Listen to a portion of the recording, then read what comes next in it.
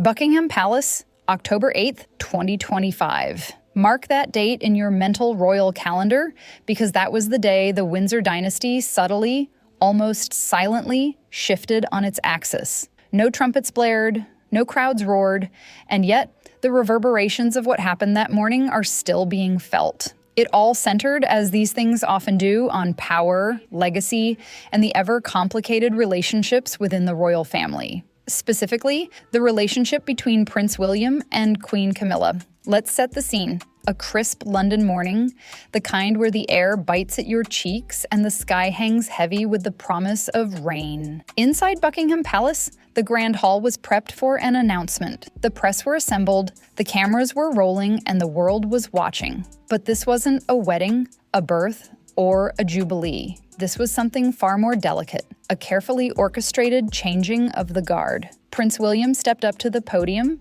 He wore a somber gray suit, his face etched with a gravity that belied his years. He looked, as many had observed, every inch the king. No preamble, no flowery language, just a direct, almost clinical statement. Queen Camilla will step back from all public duties, effective immediately. 10 words, that's all it took. 10 words to rewrite the narrative of the British monarchy. The silence that followed was deafening, broken only by the hum of the cameras, broadcasting this seismic shift to millions. A single white dove, according to one palace servant, fluttered past the window at that exact moment, a detail so surreal, it felt like something out of a historical drama. Was it an omen? A symbol of peace? Or simply a bird caught in the wrong place at the wrong time? The press went into overdrive. "Silent revolution," screamed the headlines.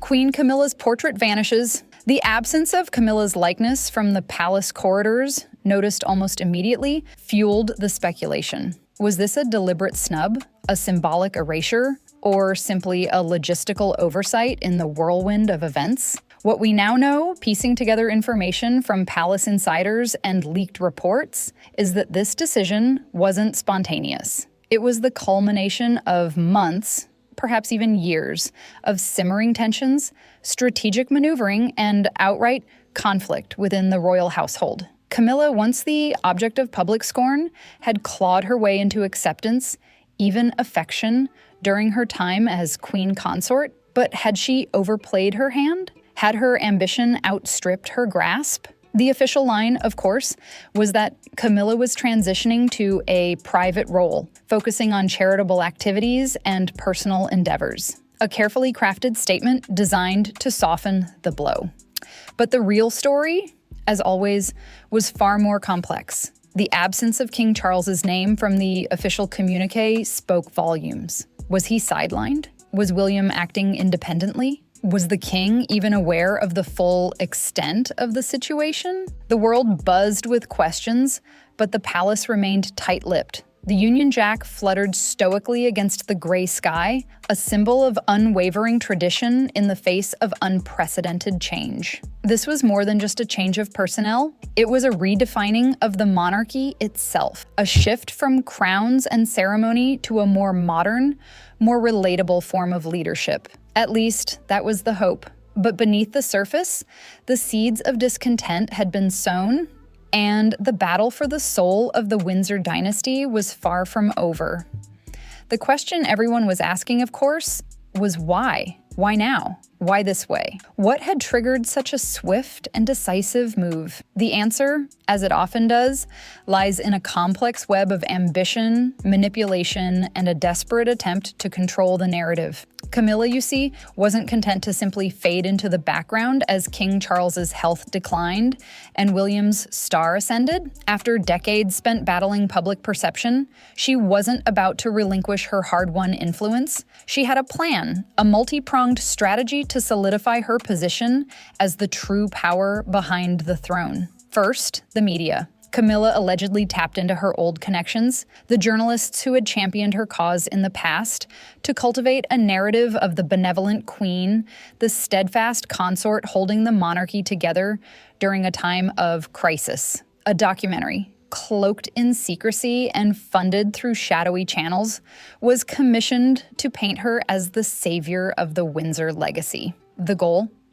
to subtly undermine William and Catherine, portraying them as inexperienced and unprepared to lead. Then, the finances. Allegations surfaced of misused royal funds, diverted from charitable causes to projects designed to enhance Camilla's personal image and buy political influence. Murky transfers, shell corporations, and a network of loyal aides all played a part in this alleged scheme. It was a risky gamble, but Camilla, it seemed, was willing to bet it all on her own survival. Finally, diplomacy. Whispers circulated of secret meetings with foreign leaders, of Camilla positioning herself as the true face of the British monarchy on the world stage. She sought to launch her own global initiatives, eclipsing William and Catherine's established roles and solidifying her own legacy. But Camilla's carefully constructed house of cards began to crumble when Princess Anne, the ever-watchful guardian of the royal family's reputation, grew suspicious. Anne, with her no-nonsense attitude and unwavering loyalty to the crown, noticed the discrepancies, the unannounced trips, the suspiciously glowing media coverage. She shared her concerns with William, and together they began to investigate. What they uncovered was a trail of deceit, manipulation, and outright abuse of power. Financial records, journalist testimonies, and intercepted communications all pointed to a deliberate attempt by Camilla to seize control of the monarchy. The evidence was damning. The confrontation, when it came, was swift and brutal. In a private meeting at Buckingham Palace, William presented Camilla with the evidence. He accused her of using public funds to manipulate the media, of undermining his role, of jeopardizing the very future of the monarchy. Camilla, cornered and exposed, reportedly defended her actions, claiming she was simply protecting her reputation, rewriting her story in the face of public scorn. But William wasn't swayed. He made it clear that her actions were unacceptable, that the monarchy's reputation was not hers to trade for personal gain. The meeting ended in a stalemate, but the die had been cast. William knew he had to act to protect the institution he had sworn to serve. And so, on that crisp October morning, he delivered his historic declaration, a statement that would forever change the course of the Windsor dynasty. Camilla's Windsor exile became the stuff of modern myth. What did she do all day? Did she rage? Did she plot revenge? Or did she finally find some semblance of peace after a lifetime of scandal and ambition? The palace, of course, wasn't talking, but the silence only fueled the speculation. Some whispered that she was writing her memoirs, a tell-all that would expose the dark underbelly of the royal family. Others claimed she had retreated into a spiritual life, seeking solace in prayer and meditation. Still others believed she was secretly pulling the strings, orchestrating a comeback from behind the scenes. The truth, most likely, was a combination of all three. Camilla was a survivor, a woman who had weathered storms that would have capsized lesser souls. She wouldn't simply disappear. She would find a way to redefine herself, to reclaim her narrative, even in the shadows. Meanwhile, William was attempting to usher in his promised era of empathy and transparency. He scaled back the pomp and circumstance, opting for smaller, more intimate events. He engaged with the public, listening to their concerns, showing genuine compassion.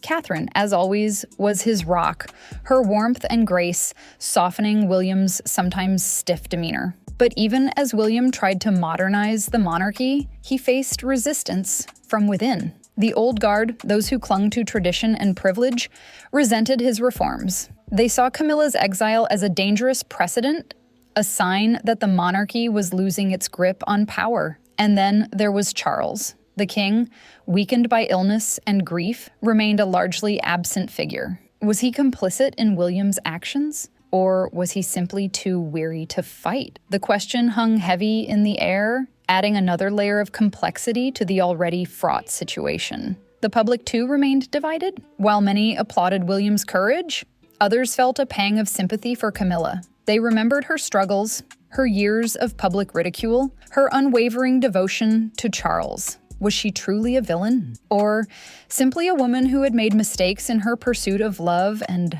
acceptance? The debate raged on, fueled by social media, cable news, and the endless churn of the royal rumor mill. The monarchy, once a symbol of stability and tradition, was now a battleground, a place where old loyalties were tested and new alliances were forged. And in the midst of it all, Camilla remained silent, her absence speaking volumes. Was she a victim, a manipulator, or simply a woman caught in the crossfire of a family feud? The answer, perhaps, would never be known. But one thing was certain: the events of October 8th, 2025 had irrevocably changed the British monarchy, ushering in a new era of uncertainty, intrigue, and perhaps even hope. The silent revolution had begun, and its outcome remained to be seen.